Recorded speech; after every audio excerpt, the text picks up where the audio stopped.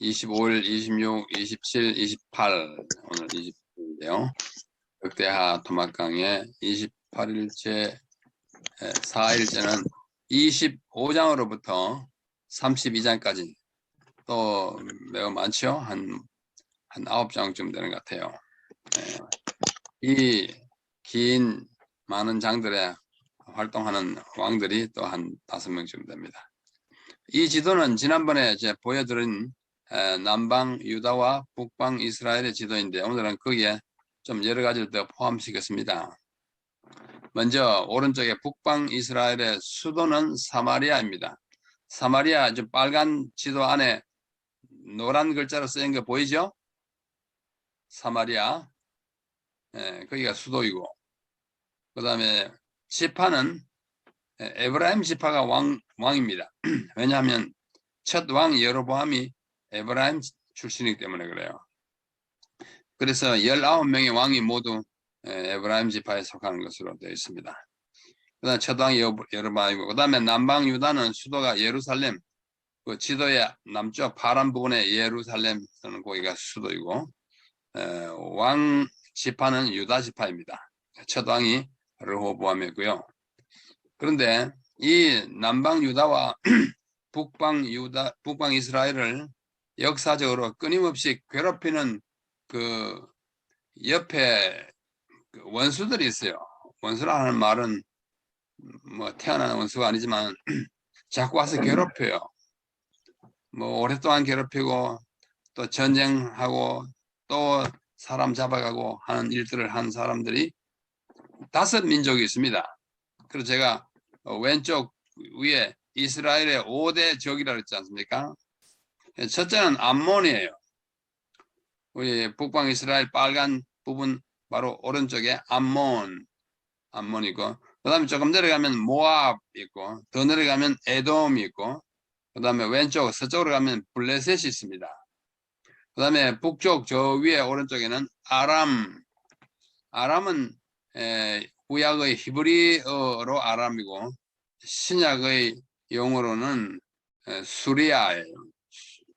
그래서 헬라어로는 수리아고 히브리어로는 아람이에요. 같은 민족입니다. 이 5민족이 그 가운데 있는 이스라엘 또 유다를 끊임없이 괴롭힙니다. 그 괴롭힘의 역사가 유대인들의 역사의 상당한 부분을 차지하고 있습니다. 그래서 오늘 우리가 공부하게 되는 역대하 25장에도 보면 바로 이 가운데 하나가 나옵니다. 근데 이 암몬은 누군가 하니 롯의 작은 딸이 그 아버지와로 말미암아 낳은 아들이 암몬이에요. 그 다음 밑에 모압은 롯의 큰 딸이 아버지로 말미암아 낳은 아들의 후손들입니다. 그 다음에 큰딸요. 그 다음에 에돔은 누구냐면 야곱의 쌍둥이 형제인 에서의 후손이 에돔이에요. 에돔이라고 하는 말은 붉다는 뜻인데 에서가 얼굴이 붉고 털이 많이 났기 때문에 에돔이 되었습니다. 자, 오늘 여기 제 9대부터 합니다. 9대 아마샤 치세요. 아마샤가 즉위합니다. 25세에 25장에 보면 그가 25세에 즉위해서 29년 동안 통치했다. 그러니까 54년 살은 거예요. 이 아마샤가 세일을 정벌합니다. 세일은 그 산 이름이고 거기에 사는 족속이 에돔입니다. 잠깐 뒤로 돌아가면 맨 아래요. 에돔 있죠? 거기 에돔이라고 영어로 에돔이라고 쓰는 거고 조금 더 남쪽으로 내려가면 산이 있는데 그 산이 세일산입니다. 그 세일산에 에돔 족속이 주로 거주했어요. 그래서 25장 5절 이하에 보면은 아마샤가 세일을 쳤다 하는 말은 에돔 족속을 정복을 했다는 것입니다. 그 다음에 아마샤가 또 반역을 일으키고 요아스와 전쟁을 하게 됩니다. 여러분 여기 제가 저 오렌지 색깔로 칠해놓은 요아스가 3개 있죠. 맨 왼쪽에는 유다 왕들 가운데 제 8대가 요아스이고 오른쪽에는 이스라엘 왕 중에 제 12대가 요아스입니다. 그러므로 아마샤는 요아스의 아들이잖아요. 그런데 아마샤가 요아스와 전쟁했다는 말은 아버지와 전쟁했다는 뜻이 아니고 오른쪽에 있는 이스라엘의 12대 왕인 요아스와 결혼한 전쟁했다는 뜻입니다. 제가 오늘 두 왕조의 왕의 명단을 쭉 해놨는데요. 요아스도 방금 보는 바와 같이 요아스도 양쪽에 다 있고 그 다음에 아하시아도 양쪽에 다 있어요.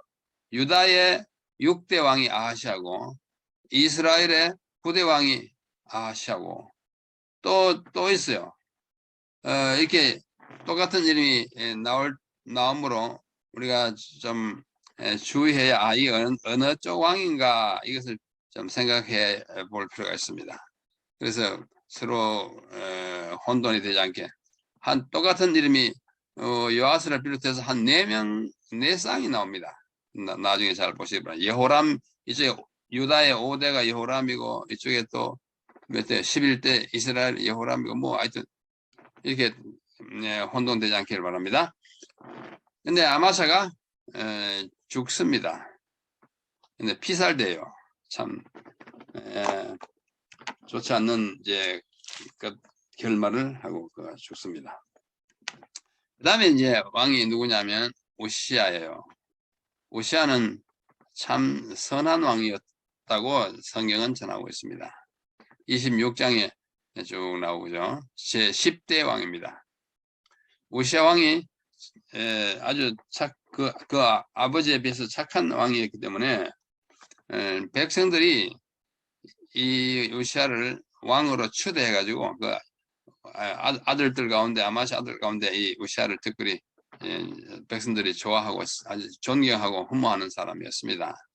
그래서 오시아가 아주 백성의 지지를 받아가면서 또 이제 왕이 돼가지고 군사 정벌을 합니다. 굉장히 강성해졌어요. 착한 왕이기 때문에 하나님께서 특별히 많이 축복하신 것으로 보입니다. 그 다음에 이제 오시아가 내정을 어떻게 하는지 쭉 건설을 많이 하고 산업, 농업 이런 거 많이 일으키고 그 다음에 군대를 보강하고 이렇게 해가지고 하는데 이 오시아가 잘 나갈 때 사실 우리가 잘 조심해야 합니다. 이렇게 백성이 막 전폭적인 그 지지를 하고 사랑하고 존경하니까 조금 요즘 말로 오버했어요. 좀 너무 심하게 했어요. 52년 동안 통치하면서 온갖 사랑을 많이 받았는데 거기에 있는 대로 교만해져 가지고 들어가서는 안 될 성전에 들어가서 분향을 합니다. 아무리 왕이지만은 이렇게 구분된 일은 범하면 되지 않습니다. 성전에 들어가서 분향하는 일은 제사장 족속인 레위인들, 제사장으로 위임받은 사람들 해야 되는데 내가 왕인데 뭐 그 정도는 못해 이러고 하다가 또 들어갔다가 어떻게 됐어요. 하나님의 벌을 받아가지고 문둥이가 됩니다. 그래서 아주 왕의 권한을 잃어버리고 아주 추악한 형편으로 떨어지게 됩니다.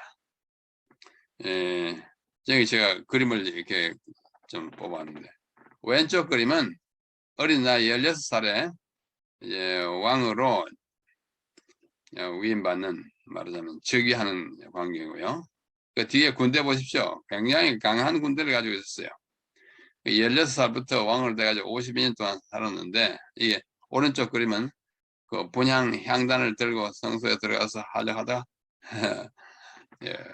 이마에 그 문둥병에 걸렸을 때 나타나는 그 흰 뭐랄까요 버짐 같은 게 생겨서 추락한 장면을 화가가 그린 것입니다. 자 다시 돌아가서 그렇게 해서 우시아는 끝이 나고 우시아는 그래도 선한 왕이었어요. 문둥이가 된 다음에는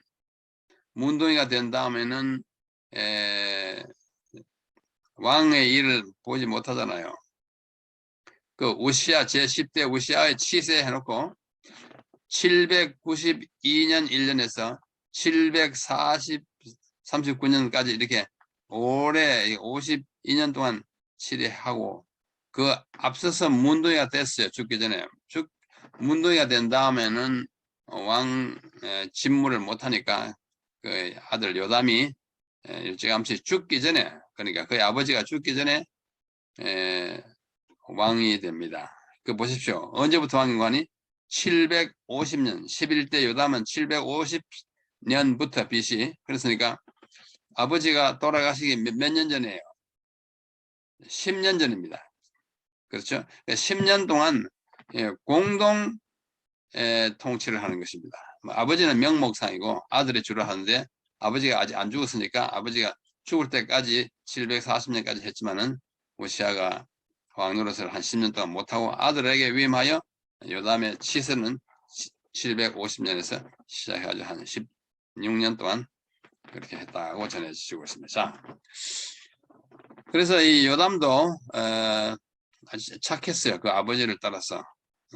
그래서 암몬 아까 있었지 않습니까? 암몬은 맨 오른쪽에 있는 중에 암몬, 모압, 에돔, 그러니까 조금 북쪽에 이 암몬의 후손이 오늘날의 대부분의 요르단 백성입니다.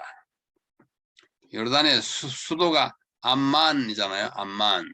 오늘날 암만인데 그 암만이 암몬에서 옵니다. 수도가 암만. 아마 가보신 분들이 계시겠죠. 암만에 국제공항이 있고 그래요. 그게 성경과 관련된 여러 유적들이 남아 있습니다. 그래서 아주 성실하고 정직하고 충실한 왕이었습니다. 그 다음에 그는 16년 동안 치리하고 41세로 죽었습니다. 좀 일찍 죽죠. 45세, 40. 자, 이건 아까 보았고요. 그 다음에 12대 왕이 아하스입니다. 아하스. 아하스는 참 불행한 왕이에요. 일찍 죽습니다. 20세에 즉위하여 16년 동안 통치하고 나서 36세에 죽습니다. 이때 그는 또 전쟁을 맞이하게 되는데요. 아람, 아까 지도에서 저 꼭대기에 있던 아람, 헬라어로는 수리아, 오늘 우리가 말하는 시리아, 아람과 그 다음에 에브라임이 누구였죠? 북방 이스라엘의 왕족. 첫째 왕인 여로보암의 그 출신 지파가 에브라임이에요. 그래서 에브라임은 왕족이고 이스라엘, 북방 이스라엘을 대표하는 족속이에요. 그래서 호세아라고 하는 선자가 쓴 책에 보면 호세아서 너희 이스라엘아 하는 것은 전체 이스라엘이 아니고 북방 이스라엘을 말합니다.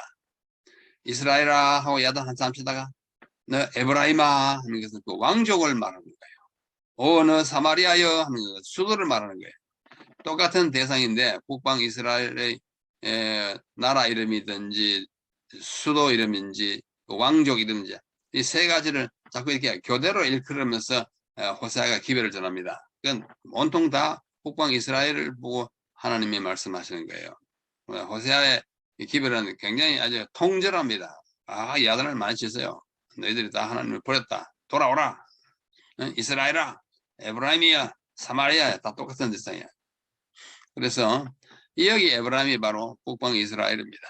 그러니까 제가 괄호 안에 수리아, 또 괄호 안에 이스라엘, 이 두 사람이 가운데 제가 줄을 껐죠. 하이픈 이렇게 줄을 긋는 것은 이 연합군을 뜻합니다. 수리아와 에브라임이, 그러니까 아람과 에브라임이 연합해가지고 아람은 좀 더 북쪽이고 그 다음에 이스라엘, 에브라임은 그 다음이고 남방 유다는 맨 아래잖아요. 남쪽이잖아요. 그냥 북방에 있는 아람과 이스라엘이 연합군을 해가지고 밑으로 쳐내려오는 전쟁이 바로 이 전쟁이에요. 이사야서에도 이 전쟁에 대한 이야기가 나옵니다. 하여튼 그래서 전쟁을 치르고 치렀지만은 이 오벳이라고 하는 사람이 와가지고 여러 가지 권고합니다. 그 전쟁에서 포로를 많이 잡아가지고 있는데 오벳이 와서 권고합니다. 너희들 한때 포로가 되지 우리가 다 포로 경험이지 않느냐? 뭐 이러면서 포로를 다 각각 집으로 보내라, 송환하라고 아주 간곡한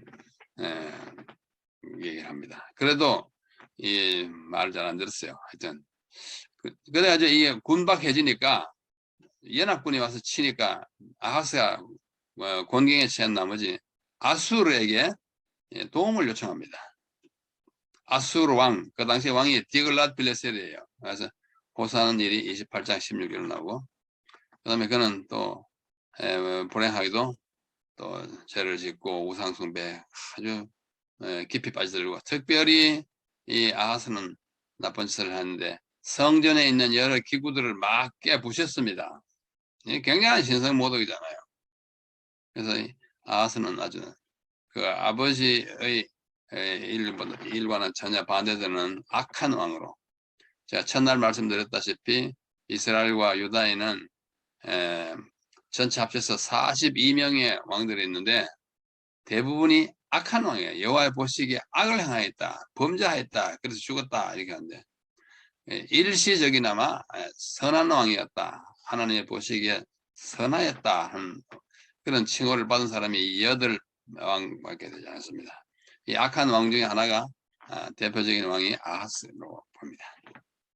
그 다음에 이제 29, 30, 31, 32 이 네 장이 제 13대 왕인 히스기야를 위해서 할애되었습니다.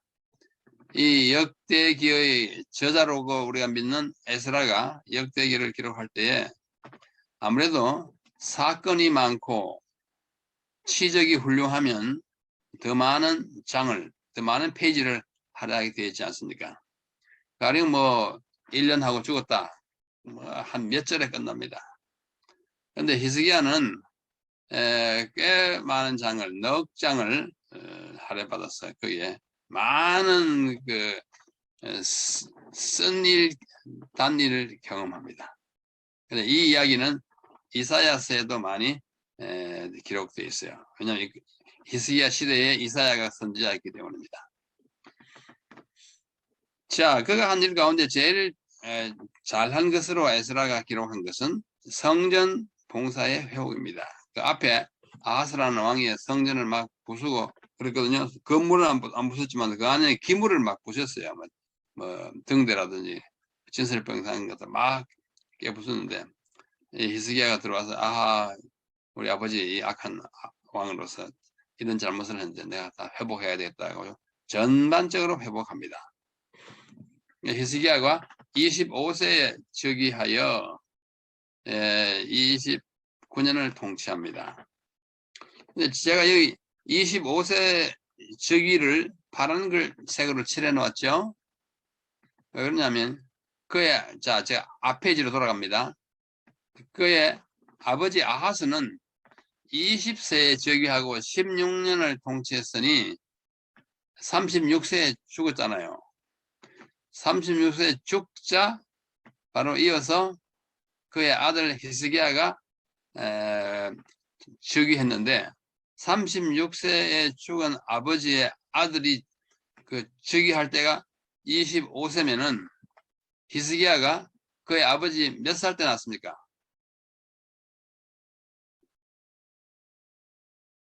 11세에 났습니다. 맞죠? 36세에 죽었는데 그때 아들의 나이가 25세니까 그 빼면 11세잖아요. 이게 숫자가 정확한 숫자라면 아하스는 성경에 나타난 가장 어린 아버지예요. 11살의 아버지가 됐어요. 이게 가능할까요? 학자들이 이걸 해결하라고 애를 많이 썼는데 뭐 별다른 해결책이 없고, 어쩌면 숫자에 전에 성경에 이렇게 전해 내려오면서 숫자에 좀 착오가 있지 않았을까, 뭐 이런 그러니까 아하스가 뭐 25세에 즉위했다든지 30세에 즉위했다든지 뭐 이런 식으로 있지 않을까. 성경에 우리가 숫자에 관한 하는 모든 문제를 다 해결하지 못합니다. 상당히 중요하고 복잡한 문제가 많이 해결됐어요. 학자들의 또 연구로. 어떤 것들은 간단한데도 잘 해결 안 되는 부분이 있어요. 아마 세월이 더 지나면 할 수 있는지 모르겠어요. 그러나 하여튼 히스기야가 25세, 그의 아버지가 36세에 죽고 그렇게 됐는데, 제사장들을 정결케 하고 레위인들을 이제 들어와서 성소 봉사에 경축하게 하고 성전과 경내를 정화시킵니다. 왜? 그 아버지가 막 엉망진창으로 만들어놨기 때문에. 그다음에 성전을 재봉헌합니다. 그러니까 선한 왕은 그 아버지가 저지른 일을 뒷감당하느라고 참 치다거리 하느라고 애를 안 쓰는 경향이 있습니다. 그 다음에 제사장이 봉사하고 회중에 와서 이제 그렇게 하는데 그 특별히 6월절을 지켰어요. 6월절을 오랫동안 못 지켜서 그 아버지가 뭐 성전을 그렇게 막 깨부수는데 뭐 절기를 지켰겠습니까? 6월절은 정말 이스라엘 백성들이 애굽에서 나올 때 그 경험을 다시 되뇌이는 대단히 중요한 연례 축제인데 그거 안 지켰기 때문에 히스기야가 와가지고 그걸 다 회복하고 다시 경축하고 6월절과 함께 무교절을 지켰습니다. 여러분 아신 대로 6월절과 무교절은 이어져 있잖아요. 한 주일 동안의 축제를 아주 했고 그 다음에 그에 따른 개혁 활동을 또 하게 됩니다. 여기 보십시오. 개혁 활동에 직임을 세웁니다. 반차를 정했어요. 여러분 반차 앞에 가장 자주 오는 단어가 뭡니까? 무슨 반차? 멜기세덱의 반차. 그죠? 레위인들이 제사장인데 제사장 족속을 이렇게 나누었어요. 약 24반차로 나눴습니다. 왜냐하면 레위인들이 세월이 지남에 따라서 다른 종족과 함께 인구가 자꾸 이렇게 늘어나잖아요. 그런데 제사장이 한번 돼가지고 죽을 때까지 하면은 다른 사람들은 다 제사장 노릇을 한 번도 못하고 다 죽어요. 이러면 안 되겠다 해가지고 레위인들의 계통을 24부분으로 반차라고 하면 반자가 이게 1학년 6반 할 때 반자이고 차는 차례 할 때 차자입니다. 그래서 반별로 나누어서 차례대로 봉사하는 제사장들의 그 그룹을 반차라고 했습니다. 그래서 한 제사장은 1년 봉사하고 이제 마치 당번제로 한 거예요. 그 반차를 정한 사람이 히스기야입니다. 그래야 일을 원활하게 할 수 있을 뿐만 아니라 또 레위인들이 책임을 나누어지는 것입니다. 뭐 원래는 종신제였어요. 아론도 그렇고 다른데 예수님 당시에 대제사장이 둘이잖아요. 하나는 가야바, 하나는 안나스인데 동시에 두 대제사장이 있는 것은 한 사람은 퇴임, 가야바는 퇴임한 사람이에요. 그래 반차를 따라서 물러납니다. 오케이. 성경 봉사를 위해서 적극적인 조치를 해서 재물을 뭐 어떻게 바치라. 그 다음에 영구적인 조치가 있어요. 예물방을 만들어 가지고 백성들이 가져오는 것을 다 이렇게 간직했다가 어떻게 하라. 그 다음에 히스기야의 그 계획의 요약을 이 31장에 있는데 진실함과 형통함이었다고 그가 이 기자는 말하고 있습니다. 그 후에 32장 이 마지막 장에 보면 히스기야가 이렇게 참 선하고 착한데도 또 아픔이 있잖아요. 뭐 전쟁에서 이기고 뭐 했지만은 또 고통이 있어요. 무슨 고통이냐면 첫째는 병고예요. 아파요. 병은 뭐 누구나 나는 거니까. 그래서 이스라엘 백성들의 참 존경받고 하나님의 백성으로 하나님의 정말 종으로서 잘 하는데도 병이 나가지고 아주 고생을 합니다. 그래서 기도하지 않습니까? 벽을 앞에 놓고 기도하기를 하나님 살려달라고. 그때 당시에 선지자였던 이사야가 옆에서 많이 돕습니다. 그래서 병의 치료를 받고 15년 동안 연장된 그런 특별한 정말 경험을 합니다. 이제 32장에 들어가 보면은 32장 성경에다가 참 펴보실까요? 우리 앞에는 그냥 지나왔습니다만은 32장에 가보면은 재밌습니다. 이 모든 충성된 일, 히스기야가 한 일을 충성된 일 이렇게 표현했어요. 아주 충성스러운 종이었습니다. 그 후에 아수르 왕 산헤립이 유다에 들어와서 견고한 성읍들을 향하여 진을 치고 쳐서 취하고자 한지라. 침입한 거예요. 산헤립이. 그래가지고 그 다음에 보면은 라기스까지 접근했어요. 라기스가 큰 성이었는데 그걸 뭐 이렇게 함락시키고 막 예루살렘에 있는 히스기야 왕에게 막 공갈 협박하는 그 사절을 보냅니다. 아주 막 건설하고 막 야유하고 막 조롱해요. 그런데 그 앞에 보면은 32장 2절로 보면은 히스기야가 사느립이 예루살렘을 치러 온 것을 보고 그 방백들이라는 말은 장관들이라는 말과 비슷합니다. 장관들과 또 용사들로 더불어 의논하고, 의논이 참 중요해요. 독재자는 의논하지 않고 명령만 합니다. 히스기야는 의논하고 성 밖에 모든 물 근원을 막고자 하며 저희가 돕더라. 성 밖에 물이, 예루살렘 성 밖에 물이 이제 물 근원이 있는데 그 물 근원이 기혼이라고 하는 셈입니다. 이 기혼은 예루살렘이 받은 가장 큰 축복 가운데 하나예요. 연중 무효로 물이 솟아나고, 아무리 가물어도 물이 양이 좀 줄긴 해도 물이 안 나오지는 않는 그런, 오늘까지 그래요. 물이 가보면 물이 콸콸콸 쏟아 나옵니다. 종일 뭐 1년 내내 나와요. 근데 사내립이 쳐들어오면 그 물을 이제 군인들이 다 마실 거 아니에요. 그래가지고 밖으로 나가는 걸 막고 그 물이 계속 나오니까 성 안으로 이것을 유도합니다. 성 안으로 기온에서 나오는 물이 성 밖으로 나가서 사내립의 군대가 마시는 것을 막고 안으로 들어오게 하기 위해서는 그게 아주 두꺼운 벽을 뚫고 들어가야 돼요. 뚫고 들어가야 합니다. 근데 이 같은 사건을 보도하고 있는, 제가 여기 열왕기 하 20장 20절 그랬죠? 열왕기 하 20장 20절 파란 글자, 그게 뭐 수도를 만들었다 그럽니다. 그 밑에 32장 30절, 그거는 역대합니다. 32장 지표 있는데요. 30절로 끝부분에 한번 넘어가 보겠습니다. 이 히스기야가 또 기혼의 윗샘물을 막아, 바깥으로 흘러나가는 것을 막아, 그렇죠? 그 아래로 조차 다윗성 서편으로 안으로 곧게 인도하였으니, 이게 말하면 수도를 뚫었으니 그 말이에요. 이게 히스기야가 한 일 중에 정말로 어려운 일이면서 가장 잘하는 일입니다. 예루살렘 성 안에는 샘이 거의 없습니다. 조그마한 게 있긴 있어요. 그러나 그거 가지고 예루살렘 성 주민들을 다 목을 칠 수가 없는데, 이 기온샘에서 물을 길어다 먹습니다. 근데 물을 바깥으로 전쟁에 나가지고 만약 포로가 되면은 물이 바깥으로만 나가고 안에 안 들어오면 다 참 목말라 죽게 생겼는데, 히스기야가 그 수로를 안으로 틀었어요. 자, 좀 이따 그 광경을 한번 보여드릴게요.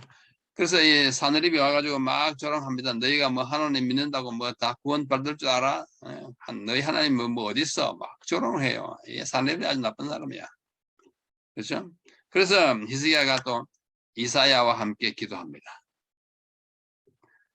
여러분, 우리가 통치자로서 특별히 이 신정시대 예루살렘 이 시대에 왕들이 교만하기 쉽습니다. 그 위에 우시아가 그러다가 이제 문둥이 돼가지고 문둥이 된 채로 낫지 않고 돌아갔어요. 백성들의 사랑은 받았지만 일시적인 실수로 이렇게 한 10년 동안을 문둥이 앓다가 죽었는데, 그 원인이 뭐냐? 자고하는 데 있어요. 자고. 스스로를 높여요. 자고 교만한 거예요. 근데 히스기야는 아주 다른 모습의 통치자로 나타납니다. 문제가 있으면 아까 의논했잖아요. 방백들과 용사들과 장군들과 의논했어요. 여기 또 외적이 침입해가지고 지금 포위하려고 하니까 이 라기스는 이미 함락되고, 라기스에서 조금만 동쪽으로 오면 예루살렘인데, 예루살렘이 함락되면 나라가 망하는 거잖아요. 그래서 그 당시에 제사장인 이사야와 함께 간절히 기도하는 모습을 여기서 나타내고 주고 있습니다. 아주 참 훌륭한 왕이었다고 할 수 있어요. 자, 그 기도가 어떠냐? 자, 32장 20절에 보십시오. 이러므로 히스기야 왕이 아모스의 아들 선지자 이사야로 더불어 하늘을 향하여 부르짖어 기도하였더니, 뭐라고 기도했는지는 기록되지 않았지만 기도했더니 31절, 여호와께서 한 천사를 보내어 아수르 왕 사느립이에요. 왕의 영에서 모든 큰 용사와 대장과 장관들 멸하신지라. 이 자기들은 손도 안 대고 천사가 와가지고 다 그 사람들 다 무찌르는 것입니다. 천사를 보냈어요. 용사 다 죽었습니다. 아수르 왕 사느립이 얼굴이 뜨뜻하여 그렇잖아요. 참 자기가 이스라엘 백성들을 모욕하는 미안스를 막 했는데 이제는 당했다. 뜨뜻하여 그 고국으로 돌아갔더니 그 신의 전에 들어갔을 때 그 몸에서 난 아들들이 두 사람이 그를 칼로 찔러 죽입니다. 이사야서에는 그 아들 이름까지 나와 있어요. 그래서 우리는 환란을 당할 때 선지자와 함께 기도한 일을 배워야 합니다. 기도했더니 사내립 공격으로 구원을 받았어요. 자세한 얘기는 이사야 37장에 다 나타났습니다. 우리 사랑하는 존경하는 우리 재림교회 우리 가족 여러분, 오늘도 우리 기도하면서 사십시다. 기도는 많은 문제를 해결합니다.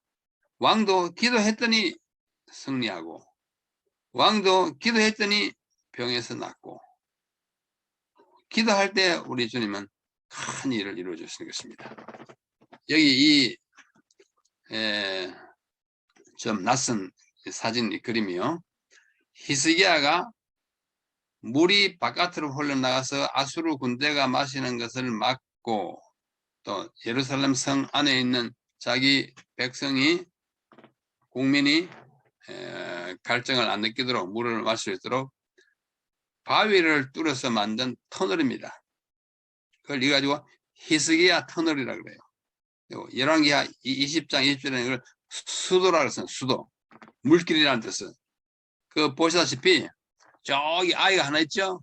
오른쪽 그림 끝에. 아이도 건너갈 수 있을 만큼 그 물의 높이가 그러니까 얕아요. 어른들이 가면 뭐 우리 무릎 아래이고, 또 조금 깊은 데는 우리가 뭐 더 깊은 데 있지만은, 이것의 길이가 얼마나 되냐 하니 약 540m입니다. 길어요. 그러니까 다 통과하려면 뭐 안에는 깜깜 절벽이니까 이 플래시를 가지고, 전등을 가지고 들어가야 합니다. 그 안에 물길은 하도 잘 깎아놔서 안전해요. 뭐 바위가 있거나 가시가 있거나 그러지 않고 쭉 걸어가면 굉장히 깊은 감명을 받고 나옵니다. 아, 히스기야가 팠던 수도가 이거구나. 돌 석벽 안으로 540m를 팠어요. 근데 파도 한쪽으로만 쭉 판 것이 아니라 저 위에와 아래까지 이게 작업을 동시에 시작해가지고 쭉 가다 동시에 가운데서 만나요. 이거 보통 공급이 아니잖아요. 높이도 같아야 되고 방향도 이렇게 해가다, 방향이 직선도 아니에요. 그 지형을 따라서 이렇게 해가지고 가운데 딱 만나는데, 이 생생한 이야기가 이 돌에 다 기록되어 있습니다. 이것이 실로암 명각이라 그러는데요. 이 앞에 아이가 있잖아요. 아이 있는 고기가 실로암 연못입니다. 출구예요. 기온샘에서 물이 들어가가지고 나오는 것이 실로암 연못인데, 실로암 연못에서 나가기 직전에 벽에 붙어있던 명각, 실로암 연못에 가깝기 때문에 실로암 명각인데, 이것은 뭐냐면 히스기야가 이 수로 그 터널을 왜 팠으며 어떻게 팠으며 얼마나 길이가 되는지 그 자세히 기록되어 있어요. 대단히 위대한 고고학적 발견입니다. 19세기에 발견돼 가지고 오늘날 지금 이거 어디냐면 터키에 있는 터키에 가면 그 큰 이스탄불이라고 하는 대도시가 있잖아요. 거기에 박물관에 가면 이것이 있습니다. 자, 그건 뭐 그런 것이고, 오늘 우리는 한 5왕을 내를 쭉 보면서 악한 왕과 선한 왕이 현재 나눕니다. 그 다음에 이 히스기야는 그 중에 가장 이제 아까 이제 선하고 앞에 있던 우시아도 그런데요.